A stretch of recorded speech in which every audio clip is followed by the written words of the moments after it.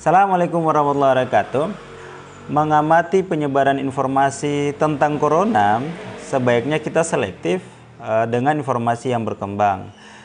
Dan juga kita sebaiknya menggunakan media informasi dan media sosial dengan narasumber yang kompeten agar lebih paham penyebaran virus corona ini. Seperti apa? Tonton sampai habis.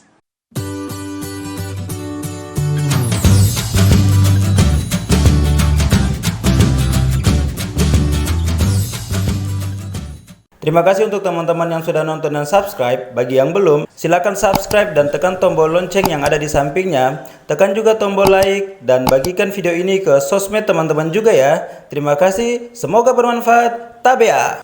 Sejak kemunculan informasi ditemukannya korban yang terpapar virus corona di Wuhan, Cina pada akhir Desember 2019, media massa mainstream baik internasional maupun nasional secara terus-menerus menginformasikan penyebab dan penyebaran serta tindakan yang harus dilakukan sehingga dapat menghentikan penyebaran virus ini. WHO sebagai lembaga kesehatan dunia telah memberikan warning terhadap penyebaran dan mengedukasi masyarakat dunia agar meningkatkan kewaspadaan dan proteksi diri. Bahkan WHO sudah menaikkan status ini sebagai wabah pandemik sehingga ada kesadaran dari warga dunia untuk bersama-sama memerangi penyebaran virus corona ini. Sementara di Indonesia, di tanah air kita ini, beberapa hari ini terjadi kecemasan di warga terhadap penyebaran virus ini. Hal ini mungkin diakibatkan oleh penyebaran informasi yang tidak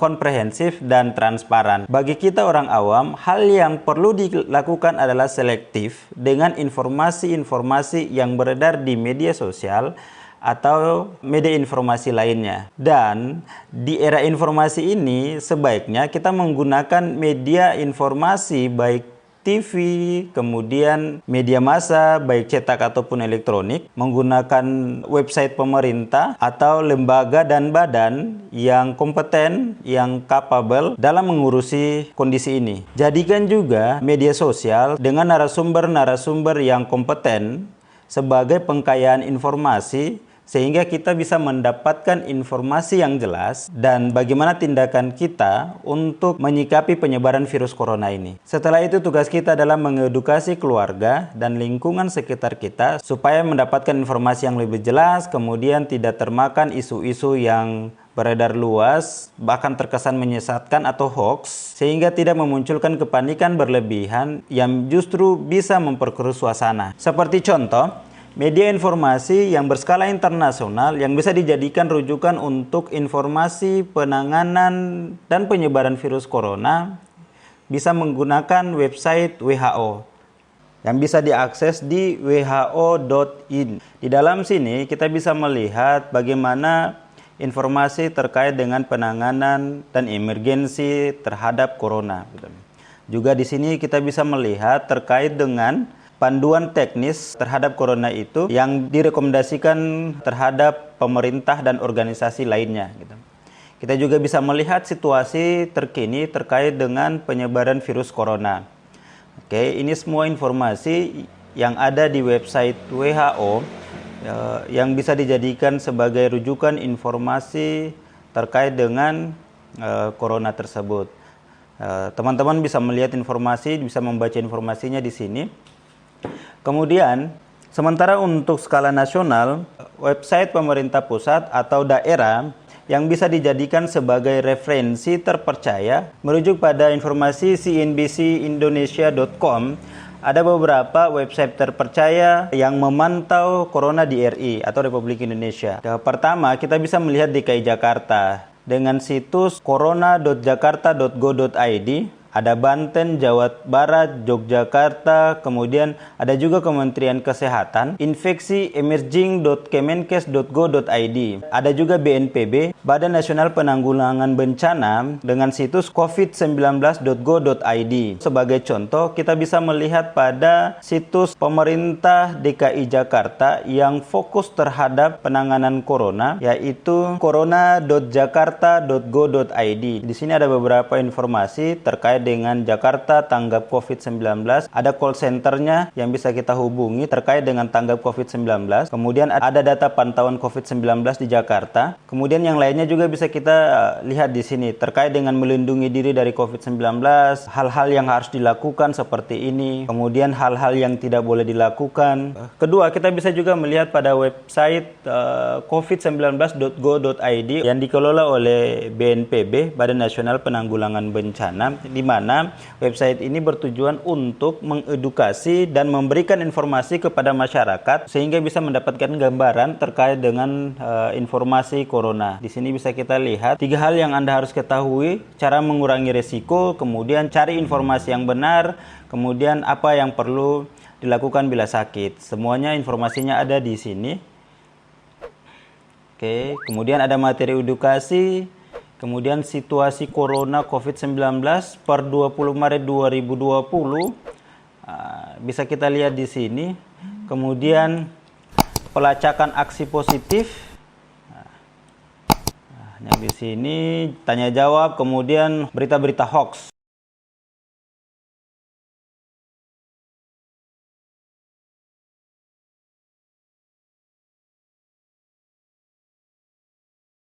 Selanjutnya, supaya bisa mendapatkan gambaran yang lebih, kita juga bisa mengakses di situs infeksiemerging.kemenkes.go.id.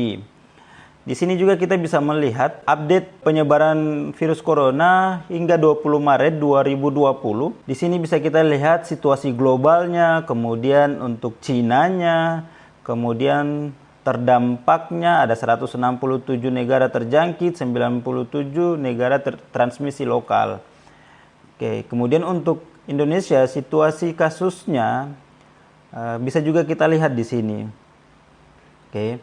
Di sini juga ada informasi wilayah transmisi lokal. Oke, di sini ada DKI Jakarta, Banten, kemudian Jawa Barat dan Jawa Tengah. Selain informasi di atas, kita juga bisa melihat informasi terupdate terkait dengan penyebaran virus corona lewat salah satu tajuk berita, yaitu situs terkini perkembangan coronavirus per 20 Maret 2020. Jika ini kita klik, maka akan mengarah pada link covid19.kemenkes.go.id.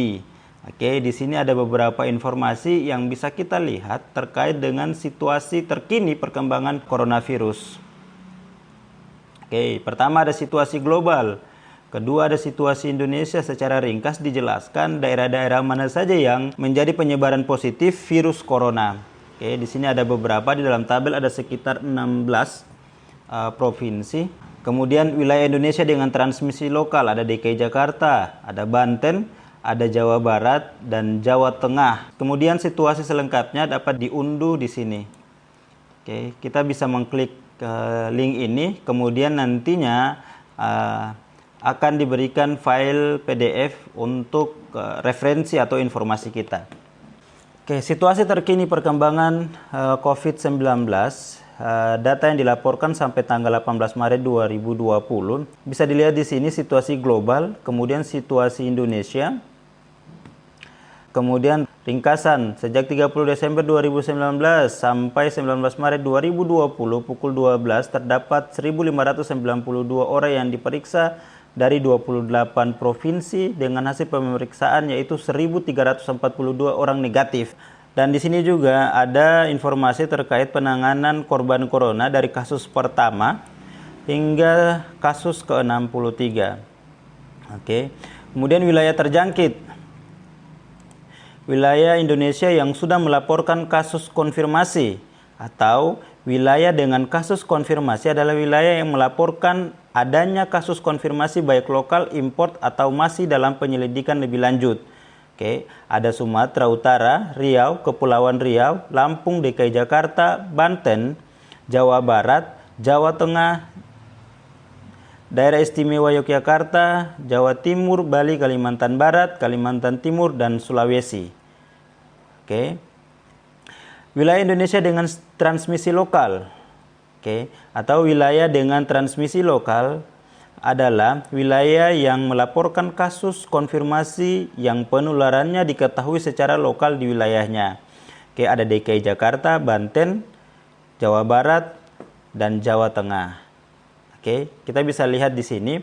Berdasarkan data ini, kita bisa mengecek apakah daerah-daerah kita juga masuk dalam daerah penyebaran virus corona. Sebagai contoh, dari wilayah Indonesia yang sudah melaporkan kasus konfirmasi tidak ditemukan di Maluku. Dan ini seharusnya menjadi berita baik tanpa mengurangi rasa prihatin kepada provinsi-provinsi lain. Tetapi ini harus tetap dicek verifikasi dan informasi yang berkembang sehingga tidak menjadi informasi yang liar di masyarakat. Sebagai contoh kita bisa melihat di website pemerintah Maluku yaitu malukuprof.go.id, yang merupakan situs resmi pemerintah Provinsi Maluku.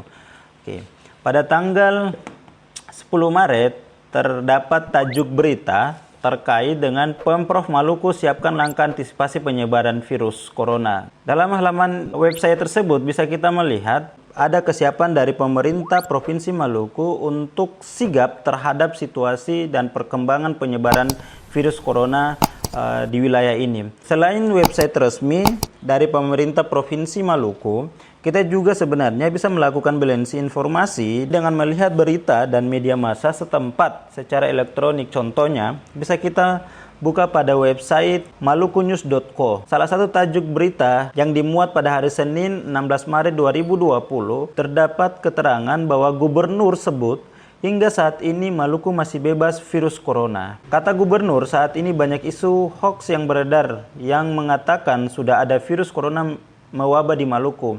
Kemudian kita juga bisa melakukan cek informasi pada media informasi elektronik yang lain seperti tribunmaluku.com. Salah satu tajuk beritanya, Murad Ismail tegaskan Maluku sampai kini bebas corona, dimuat pada 16 Maret 2020. Selain itu juga kita bisa melihat berita pilihan redaksi di mana kita bisa mendapatkan informasi terkait dengan informasi yang berkembang, yaitu ODP di Maluku naik 18 orang dan PDP 1 orang. Orang dalam pemantauan atau ODP sampai saat ini berjumlah 18 orang yang tersebar di beberapa kabupaten kota. Di sini juga dijelaskan jumlah dan kota kabupatennya. Sebagai warga yang baik, ketika mendapat informasi ini, sebaiknya kita bisa menyampaikan dengan bijak bahwa ODP dan PDP adalah bukan positif corona, statusnya masih dalam pengawasan dan pemantauan, sehingga ini bisa saja tidak terjangkit atau bisa saja mungkin terjangkit tapi bisa disembuhkan, dan status ini bukan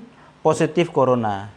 Jadi kita harus menjelaskan, jangan sampai berita yang kita giring tapi kita tidak menjelaskan status ODP dan PDP. Selain media informasi website pemerintah, baik itu pusat dan daerah, kemudian media informasi elektronik dari media massa daerah setempat, kita juga bisa melihat diskusi-diskusi yang fokus terkait dengan virus corona. Salah satunya bisa kita lihat pada YouTube channel Anang Hermansyah, di mana pada salah satu postingannya dia mengundang salah satu narasumber yaitu Indro Cahyono yang merupakan seorang virologis atau ahli virus yang meneliti dan mengamati virus di Indonesia. Benar. Yang ini sudah disebut pandemi. Iya. Tapi kalau kita lihat perbedaannya adalah waktu SARS penyebarannya tidak terlalu cepat, tapi orang yang terkena agak lebih parah. Sementara yang sekarang penyebarannya sangat cepat, tapi yang terkena tidak semuanya sakit, hanya 3% yang parah, sisanya 97% itu 97%. Dia 97%. Kalau kita lihat di statistik di mana pun seluruh dunia. Kalau penduduk sekarang dunia ada 7,7 miliar. Ya. Dengan asumsi kena semua. Kalau kena semua, ya. Semua yang 3%. Yang mati 3%. 97% itu dia hanya terkena, dan lebih dari 50% sembuh. Sembuh dengan sendirinya. Sembuh dengan sendirinya tanpa vaksin. Nanti bisa saya jelasin kenapa kita bisa sembuh dengan sendirinya. Karena virus kan memang belum ada obat ya sebetulnya.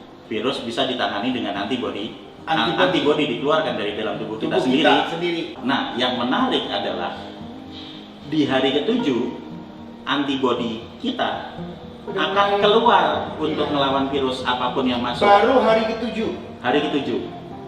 Jika stamina kita bisa kuat, stamina kita bagus, di hari ke-7 antibodi akan dikeluarkan baru perang. Ini.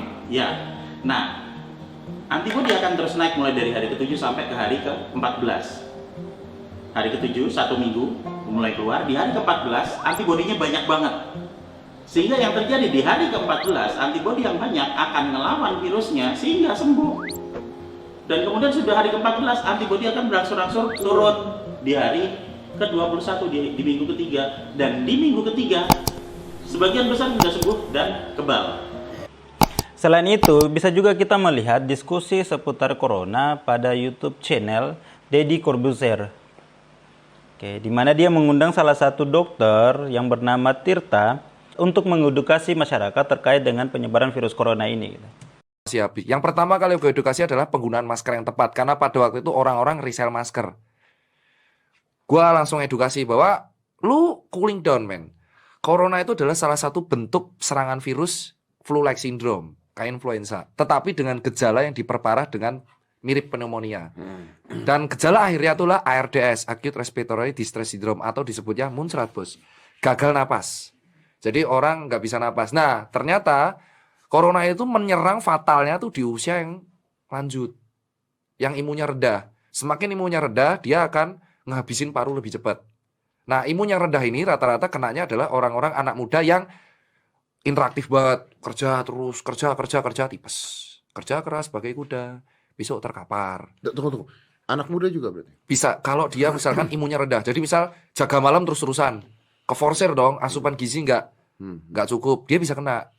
Bisa kena, tapi apakah rentan kemungkinan kematiannya Kecil. Kalau dari WHO untuk yang usia muda itu kalau nggak salah, grafiknya ntar gue kasih, yang paling tinggi itu usia 40 tahun ke atas. 40 tahun ke atas. Elderly emang. Elderly. Karena memang mereka secara fisik, imun sistem semua sudah turun. Nah, dan mereka rata-rata udah diperparah dengan penyakit yang lain. Oke, gimana dengan balita? Iya, dia juga imun. Yang di Sarjito kan yang kena balita umur 2 tahun. Nah, Selanjutnya, kita juga bisa melihat pada YouTube channelnya CNN Indonesia untuk mendapat informasi terkait dengan penanganan virus corona. Sementara itu, merebaknya virus corona dari kota Wuhan, Tiongkok beberapa waktu ini membuat sejumlah negara bertindak cepat untuk menghindari masuknya virus ini. Di antaranya adalah dengan menerapkan alat pendeteksi suhu tubuh di pintu-pintu kedatangan internasional. Namun bagi individu per orang, bagaimana sebenarnya cara untuk mencegah dan juga menghindari virus corona ini? Berikut beberapa tipsnya. Dikutip dari cnnindonesia.com, ada 4 cara yang harus diperhatikan setiap orang. Yang pertama, dianjurkan untuk sering mencuci tangan dengan sabun selama 20 detik dan pastikan seluruh bagian tangan seperti kuku dicuci bersih agar terhindar dari kuman. Kedua, jika tangan Anda sedang dalam keadaan tidak bersih, disarankan untuk menghindari menyentuh mata, hidung, atau mulut. Yang ketiga, hindari kontak dan interaksi langsung dengan orang yang sedang sakit. Dan yang keempat, disarankan untuk menggunakan masker ketika Anda berada di tengah-tengah keramaian.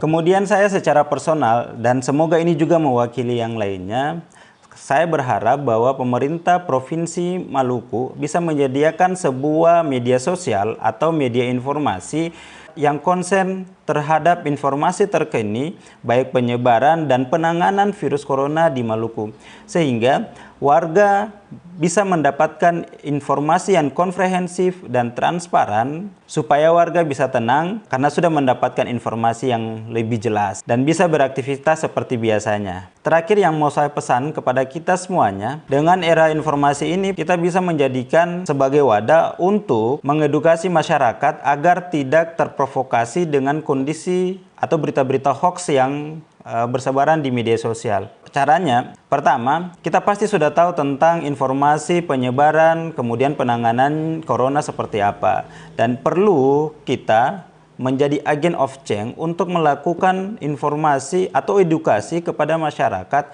sehingga bisa menjadikan masyarakat dengan pola hidup bersih dan sehat atau PHBS. Dan menekankan supaya bisa disiplin dalam aktivitas keseharian kita.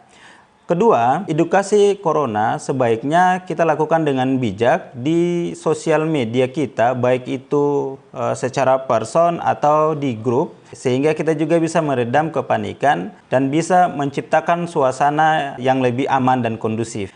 Ketiga, verifikasi informasi yang beredar dengan menggunakan media informasi baik yang ada di pemerintah pusat atau daerah dan media sosial lainnya dengan narasumber yang kompeten. 4, dan ini semoga bisa menjadi renungan kita bersama, sudah selayaknya dan wajib kita bertawakal atau mendekatkan diri kepada Allah Subhanahu wa taala. Karena dengan itu kita bisa beribadah, berdoa supaya kondisi ini bisa cepat pulih, kembali seperti biasanya, aktivitas kita semuanya normal kembali, dan kita bisa menjadikan ini sebagai hikmah dan pelajaran dalam kehidupan kita sehari-hari. Oke, itu saja yang bisa saya sampaikan. Terima kasih, mohon maaf kalau ada salah. Assalamualaikum warahmatullahi wabarakatuh. Tabea.